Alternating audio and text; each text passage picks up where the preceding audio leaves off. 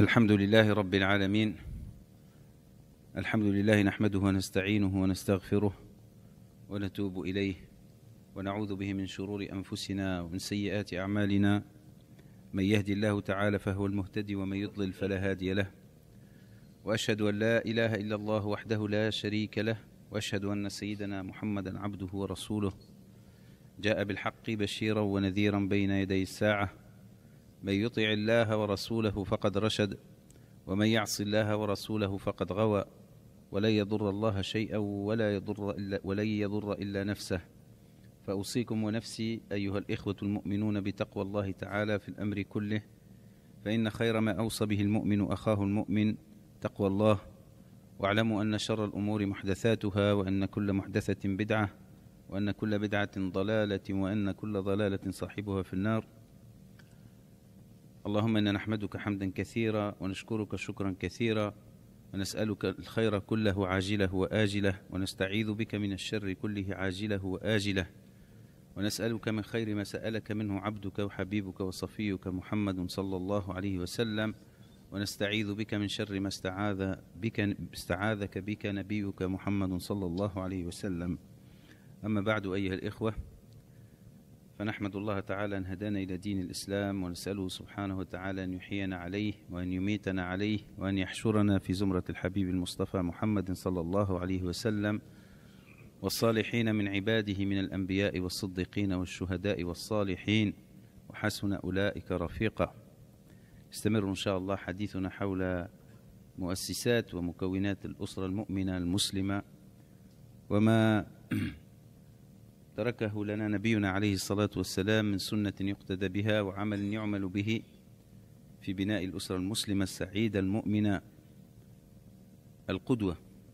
Donc Inch'Allah, on va continuer à parler du sujet qu'on a commencé, donc à savoir les fondements de la famille, et de suivre ce que le prophète alayhi salatu wassalam, en plus du Coran, de la parole d'Allah subhanahu wa ta'ala, ont établi comme principe, comme règle, comme conseil et recommandation afin d'atteindre cet objectif, Inch'Allah ta'ala. Il est toujours utile de rappeler que la bonne santé de la société revient à la bonne santé de la famille. La famille est le cœur de la société. Donc on a à se plaindre matin et soir de ce qui se passe dans la société, mais il faut savoir que tout commence dans le noyau de la cellule, la première cellule de la société, et la famille. قد أمرنا الله سبحانه وتعالى بقوله إن الله لا يغير ما بقوم حتى يغيروا ما بأنفسهم. Certes que Allah ne change le vécu d'un peuple, d'une société, que lorsque chacun d'entre eux agisse pour changer de ce qu'il est. Ça s'applique à l'individu et ça s'applique bien évidemment à la famille. Donc le chantier le plus important, le chantier le plus sensible, et c'est le chantier qui est à la portée de tout un chacun. Changer tout le monde, c'est difficile.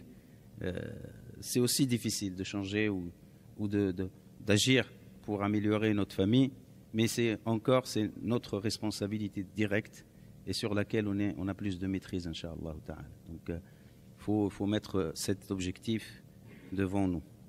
Donc je répéterai ce que nous avons dit depuis plus de 2 mois.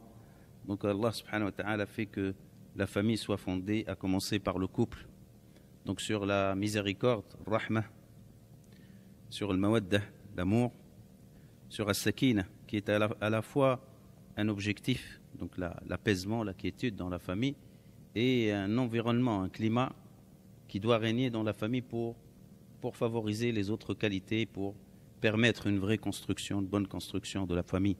Donc as-sakina, l'apaisement et la quiétude, qui est aussi un caractère qui qualifie les gens ou qui décrit les gens qui ont une certaine stabilité dans leur esprit, qui ont une clairvoyance, qui savent ce qu'ils font, qui luttent pour que leur personne soit la meilleure, Inch'Allah, au niveau moral, et que leur famille soit les meilleures, Inch'Allah, au niveau moral.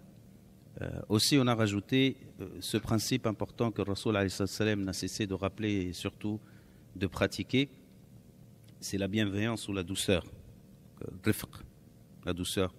Parce qu'on rappelle aussi qu'on est souvent en tant qu'humain en général, tiraillés par les intérêts et le rapport de force. Chacun cherche son intérêt, chacun cherche à s'imposer. Et ça commence même au sein de la famille, surtout pour les parents qui ont une responsabilité et qui ont une autorité. Et il faut savoir que ces principes ne contredisent pas le principe de responsabilité donc, et d'autorité dans la famille. Ça ne veut pas dire qu'il y aura un espace vague, chacun fait ce qu'il veut.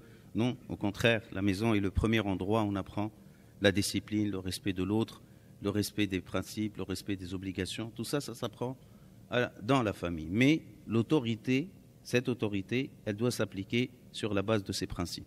Une autorité miséricordieuse, une autorité remplie d'amour, une autorité qui est menée par le plus grand degré de bienveillance et le plus grand degré de douceur. C'est comme ça. C'est toujours l'équilibre, c'est toujours le jeu le plus difficile. Hein, le jeu le plus difficile. Mais Allah le facilite pour ceux qui sont convaincus, ceux qui suivent, Inch'Allah, les recommandations et les rapprochent de cet équilibre. Parce que nul n'est infaillible. Allah subhanahu wa ta'ala est le seul infaillible. Et les prophètes, à leur mesure ou leur degré d'humain parfait, Allah leur a donné un degré d'infaillibilité, donc ils ne se trompent pas. Mais le reste, on essaye d'atteindre le maximum, Inch'Allah ta'ala. Donc voilà. Et on a rajouté après aussi le principe de ta'awun. Donc le principe de la solidarité, de l'entraide, qui renvoie à la complémentarité dans la famille. Chacun a son rôle, il essaye de le faire au mieux. Il essaye d'être à la disposition des autres, fonctionner comme un membre dans un corps. Donc, et ça, quand on voit la réalité et le vécu de nous d'aujourd'hui, on est quand même à des distances considérables de cet exemple, qu'Allah subhanahu wa ta'ala nous aide tous, parce qu'il y a beaucoup d'égoïsme, parce qu'il y a beaucoup d'individualisme, parce qu'il y a beaucoup de matérialisme. Même les rapports les plus forts et les plus intimes, des fois, ils sont mesurés sur le principe de donnant-donnant. Et ça, c'est tout ce qu'il y a de plus grave qui peut toucher nos familles. D'accord ? Quand le couple, déjà, il est installé sur ce principe, sur un calcul d'intérêt, d'accord ? D'argent ou de pouvoir ou de je sais quel autre, et qu'on laisse de côté les principes de moralité, de bonté, de piété, ainsi de suite, tous ces critères, bien évidemment, on va favoriser une famille qui baigne dans l'égoïsme, qui baigne dans l'individualisme, parce que ses parents ou les parents sont l'exemple à suivre dans la famille. C'est l'esprit même qu'ils vont donner à leurs enfants. Donc il faut faire très attention, mes frères et sœurs. Des fois, on s'attaque aux détails alors que le fond, il est pourri. D'accord ? Donc des fois, souvent presque, il a fait comme ça, il a dit comme ça, il a fait comme ça, il a fait comme ça, il a dit comme ça.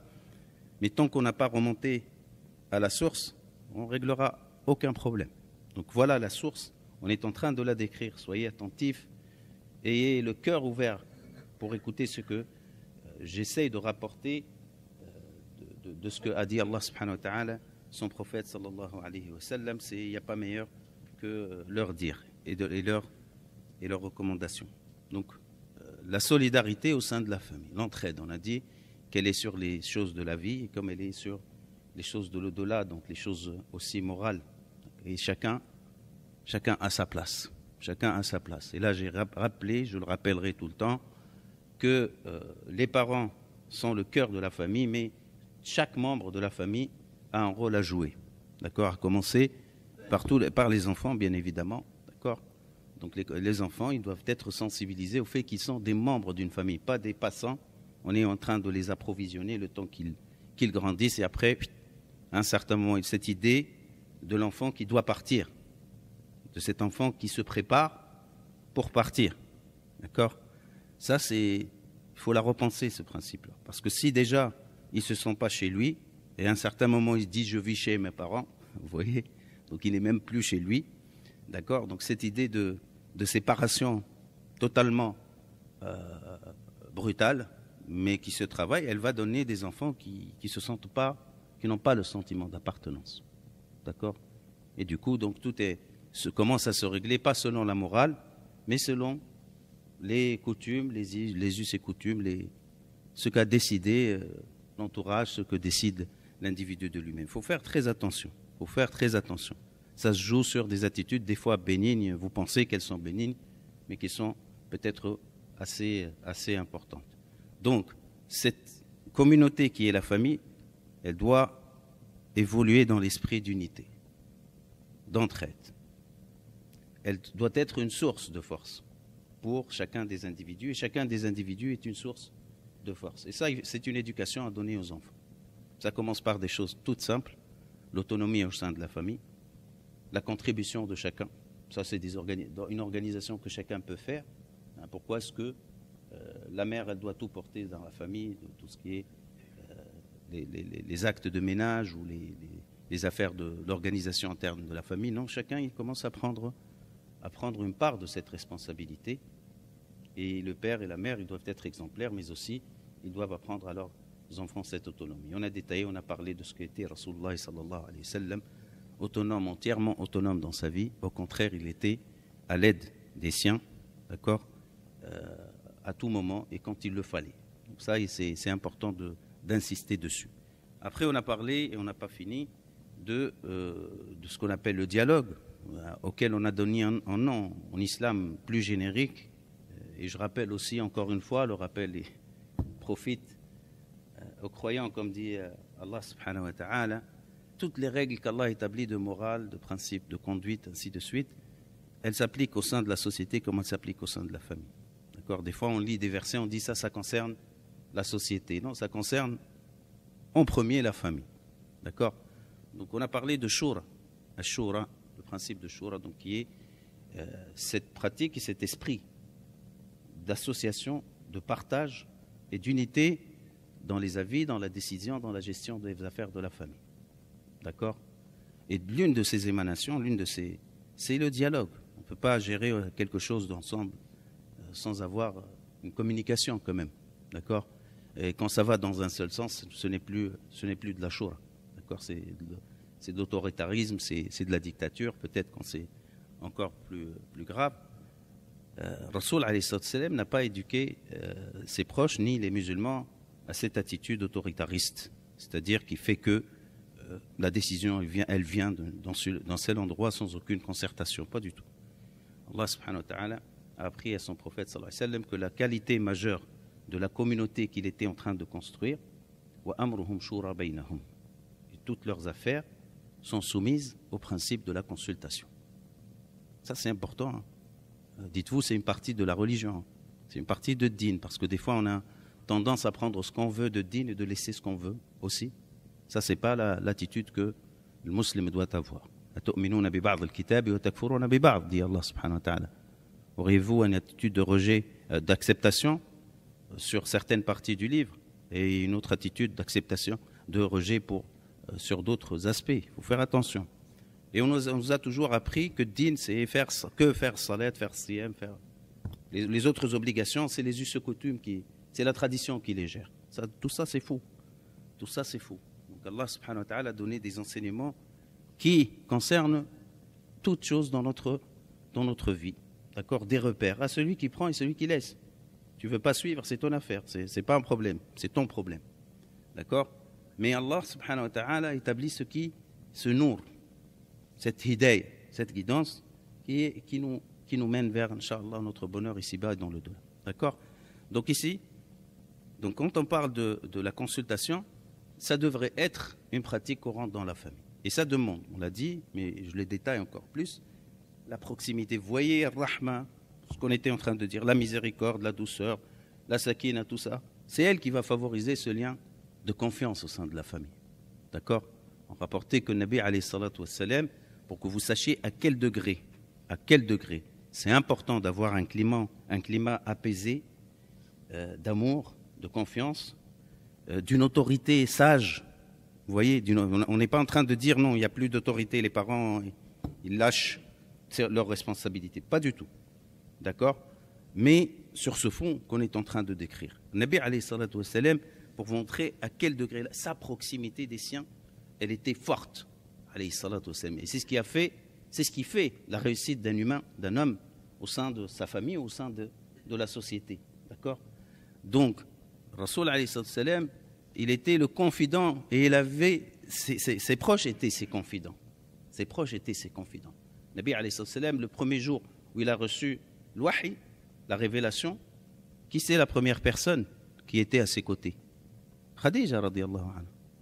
Et c'est elle vers qui il a couru, alayhi salatu wassalam, tremblant, paniqué. Il lui a dit Dathirouni, couvre-moi. Et c'est Khadija qui l'a réconforté, sallallahu alayhi wa sallam. Mais c'est Khadija qui lui a dit, radiyallahu anha, wa jama'ana biha wa bin nabi al-habib fil jannah, incha'Allah. C'est Khadija qui lui a dit non, Allah ne pourra pas te toucher par un mal. Tu es un homme de grande qualité, tu es un homme généreux, tu es un homme qui aide tout le monde, tu es un homme qui dit la vérité, ainsi de suite. C'est elle qui lui a dit ça. D'accord?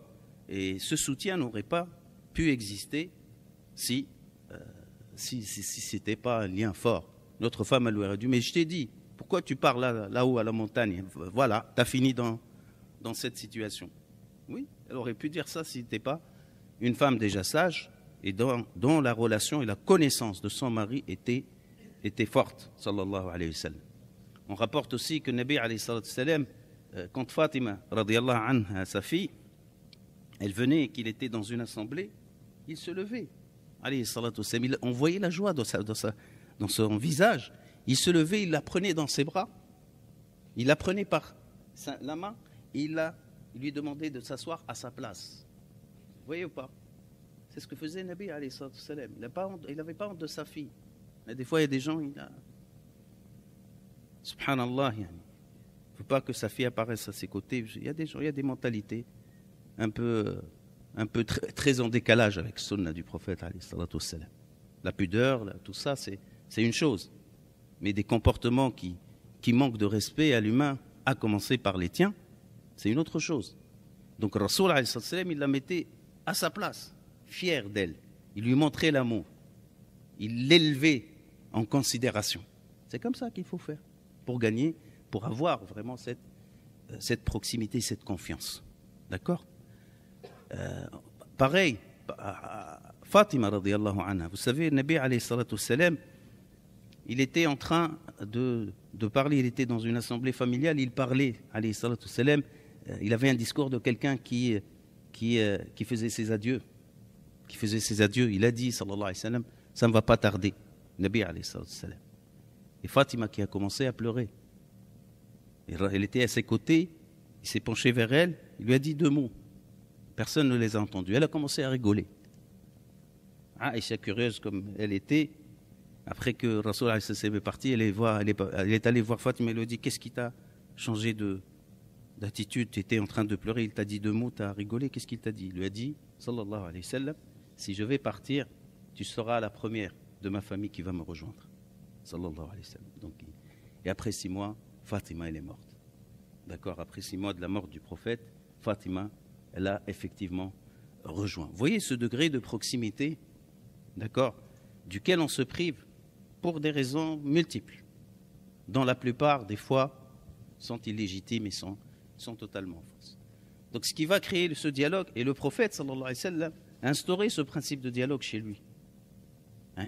Cette même Fatima, radiyallahu anha, c'était le premier à dire ses soucis, à avoir son avis. C'était Rasulullah sallallahu alayhi wa sallam. Elle est venue un jour lui dire, ya Rasulullah, il était un peu dans la détresse. Elle dit, ya Rasulullah, les tâches ménagères sont multiples et ça commence à me fatiguer. Ouais. Une fille qui dit à son père, comme ça, pourrais-tu dire à Ali de nous trouver une aide ménagère? Radiyallahu anha. Rasul sallallahu alayhi wa sallam qui rigole, je résume l'histoire bien évidemment, lui dit, ma fille, Ali c'est un homme qui n'a pas les moyens, comment va-t-il faire pour te ramener, pour payer une aide ménagère? Et sache ma fille, le hadith, je vous renvoie, vous faites une petite recherche, vous le trouvez, et il a commencé à lui citer les mérites de ce qu'elle faisait chez elle. D'accord? Il lui a cité telle tâche, Allah te récompense comme ça, Allah te récompense comme ça. À tout poil de tes enfants, contre chaque poil de tes enfants, Allah subhanahu wa ta'ala, il te récompense par des hasanats lorsque tu les laves, a dit le Nabi alayhi salatu wassalam. Et elle est repartie heureuse. Et elle a entendu son père, sallallahu alayhi wa sallam. Aussi, une fois, Omar ibn Khattab, radiyallahu anhu, tout ça, c'est des anecdotes, j'essaie de cueillir quelques-unes, mais allez-y, vous verrez dans les livres de sira du prophète, alayhi salatu wassalam. Donc, Omar ibn Khattab, radiyallahu anhu, après la mort du prophète et après qu'il est devenu calife, il était en train de réfléchir, soucieux de ce qu'il devait faire pour la Ummah. Et d'un coup, il a parlé à haute voix. tout seul, mais il a parlé à haute voix. Et sa femme qui lui dit, oh Omar, non, je ne pense pas que tu devrais faire comme ça, tu devrais faire comme ça. Et il se retourne comme si elle n'était pas là. Omar ibn Khattab, radiyallahu anhu, lui dit, mais depuis quand, vous, les femmes, vous avez des avis à dire? Ah, il lui dit, ben si, le meilleur des hommes, qui est meilleur que toi, il écoutait les avis de ses épouses. Et là, quand il a entendu ça, Omar ibn Khattab, radiyallahu anhu, qu'est-ce qu'il a fait? Il a pris son manteau, il était un peu vexé par la remarque de sa femme, il a pris son manteau, hop, et il a couru vers chez sa fille Hafsa. Il disait, on m'a dit que des fois vous discutez avec le prophète avec des sujets. Ouais, il a dit oui, on discutait avec le prophète sur des sujets, tout type de sujets. Et des fois il n'était pas d'accord avec nous. Il partait sans donner son avis, sallallahu alayhi wa sallam. Et ainsi de suite, ainsi de suite. Donc, le principe de dialoguer, d'échanger, il est basé sur cette confiance, cet amour qu'on doit donner tous les jours et diffuser tous les jours, Inch'Allah. Et sentir qu'on est unis. Et chacun à son degré. Vous allez me dire, mais les enfants, oui, les enfants, tu peux les consulter sur ce qui les intéresse. Et plus ils grandissent, plus tu leur transmets des occupations et des préoccupations, d'accord, de la famille et sur lesquelles ils peuvent donner leurs avis pour qu'ils se sentent vraiment concernés. Ça vient des parents. Et les enfants aussi. Et les enfants aussi, qui de nos jours évoluent dans une bulle. Il est petit, il partage tout petit, il partage avec toi tout, même les jeux, il a envie que tu sois avec lui. Mais arrivé à l'adolescence, ça vire vers une autre direction.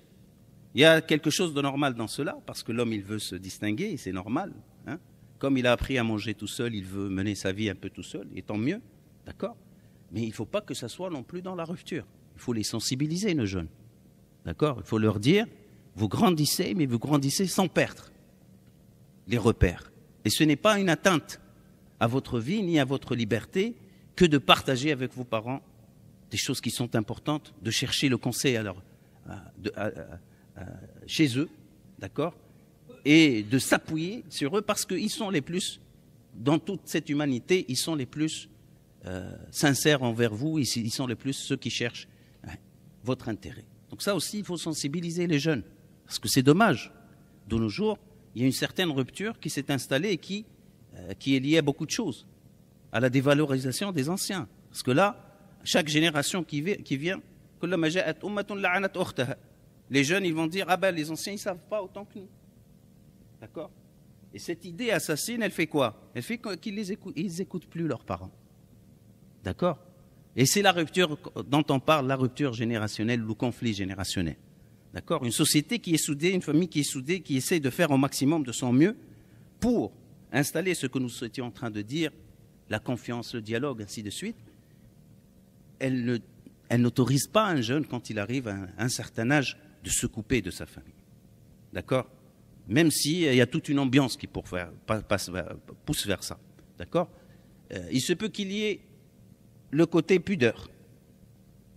Là, le plus grave, c'est de penser que les parents ne peuvent rien nous apporter. Au contraire, ils sont en décalage. D'accord? Ils ne comprennent pas notre réalité quand on commence à dire ça. Ils sont d'une autre époque. D'accord? Ils ne maîtrisent pas les nouveautés et les choses qui sont sur une. Ça, c'est une idée qui travaille beaucoup les jeunes. D'accord? Donc, ils ne cherchent pas auprès de leurs parents. D'accord? Deuxième chose, ça pourrait être la pudeur. La pudeur est une bonne chose. Haya, c'est une bonne chose. Mais la pudeur a, à un certain degré, d'accord, la haya fi ad-din. Haya, il a des degrés. D'accord? Quand il s'agit de choses essentielles, dans un sens comme dans l'autre, la pudeur, ça devient plus pudeur. D'accord? Ça devient plus pudeur. Ça devient une manière d'empêcher l'un de demander à l'autre son avis ou de transmettre ce qu'il pense à son fils ou à sa fille. D'accord? Il y a des parents qui parlent, il y a des sujets tabous. Subhanallah. Vous les laissez tabous, ils vont grandir tabous, ils vont s'exploser tabous. Et vous êtes, parce que vous avez dit que c'est tabou, on ne peut pas parler de ces sujets-là. Non. La pudeur, la haya fi ad-din, comme il est rapporté, d'accord? Il n'y a pas de pudeur qui peut empêcher la transmission de ces principes, donc de la religion. D'accord? Et justement, il faut être plus fort que l'influence de des traditions peut-être, de comment on a grandi, comment on a appris les choses, et chercher à communiquer entre nous, les enfants, les parents et vice-versa. D'accord ? La deuxième chose, c'est que peut-être l'un ou l'autre, il est dans le haram. D'accord ? Et là, il faut faire attention. Si tu as beaucoup de choses à cacher, la première des choses, il faut que tu vérifies. Peut-être que c'est des choses qui sont contraires à ce qu'Allah subhanahu wa ta'ala t'a demandé. D'accord ? Et là, tu dois te corriger. Subhanallah. Sinon, beaucoup de mauvaises choses vont grandir avec toi en tant que jeune, à tout âge. Et ils vont finir par casser la famille et détruire la famille. Donc, laisse Allah subhanahu wa ta'ala qui nous donne cette sagesse. Subhanallah, plus on saisit le sens des recommandations d'Allah et de son prophète, plus on a de la clairvoyance, on a du courage, on cherche à trouver des solutions. Et quand on s'éloigne, on laisse les choses pousser, d'accord, comme dans le désordre, d'accord, comme un jardin dont on ne s'occupe pas. D'accord ? Voilà. Donc, ce principe de shura, il faut le retenir. Mes chers frères, mes chères sœurs, soyons sérieux avec cette religion qu'Allah subhanahu wa ta'ala nous a donnée. Prenons, khudul kitaba biquwa, dit Allah subhanahu wa ta'ala. Khudou ma ataynakum biquwa. Prenez ce que vous vous a donné avec sérieux et fermeté, pas avec laxisme et relâchement. D'accord ? Ça fait partie de din, ça fait partie de ce qu'Allah nous a demandé, subhanahu wa ta'ala, et dans lequel il y a la guidance et la clairvoyance, incha'Allah ta'ala. Nas'Allah lana wa lakum at-tawfiq, qu'Allah subhanahu wa ta'ala nous guide, qu'Allah nous montre le chemin et qu'il puisse, incha'Allah subhanahu wa ta'ala, nous accorder la réussite dans nos familles, dans nos relations familiales, et qu'il fasse que nous soyons plus proches de notre cher Muhammad alayhi salatu wassalam.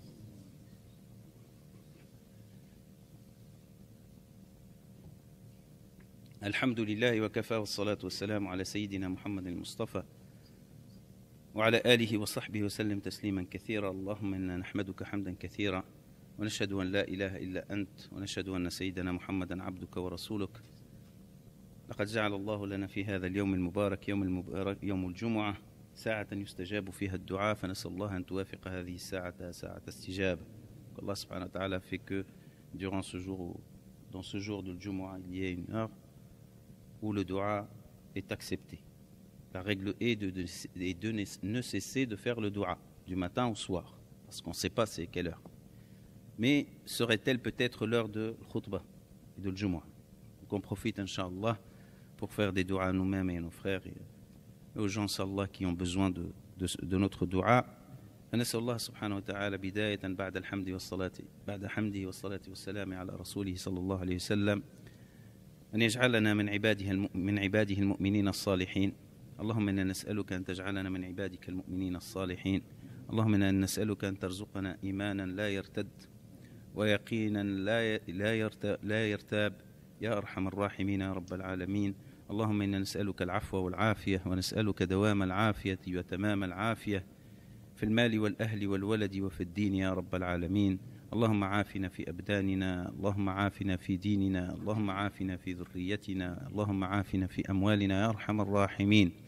اللهم إنا نسألك أن تجعل هذا الجمع جمعا مرحوما، وأن تجعل تفرقنا من بعده تفرقا سالما معصوما، وأن لا تجعل فينا شقيا ولا محروما ولا معذبا بالنار يا أرحم الراحمين. اللهم رب اهدنا فيمن هديت، وعافنا فيمن عافيت، وتولنا فيمن توليت، وقنا بفضلك واصرف عنا شر ما قضيت، إنك تقضي بالحق ولا يقضى عليك، تباركت ربنا وتعاليت. اللهم واقسم لنا من خشيتك ما تحول به بيننا وبين معاصيك، ومن اليقين ما تهون به علينا مصائب الدنيا، ومن طاعتك ما تبلغنا به جنتك، وعافنا اللهم في أسماعنا وأبصارنا وقوتنا ما أحييتنا، واجعله اللهم الوارث منا، واجعل ثأرنا على من ظلمنا، وانصرنا اللهم على من عادانا، ولا تسلط علينا بذنوبنا من لا يخافك ولا يرحمنا. اللهم اشفنا وعافنا واشف مرضانا، اللهم اشف مرضانا، اللهم اشفنا واشف مرضانا. اللهم وارحم موتانا واجعل الجنة مأواهم ومأوانا. اللهم ارحم آباءنا واغفر لهم وارحمهم كما ربونا صغارا، اجزهم بالإحسان إحسانا وبالسيئات عفوا وغفرانا برحمتك يا رب العالمين.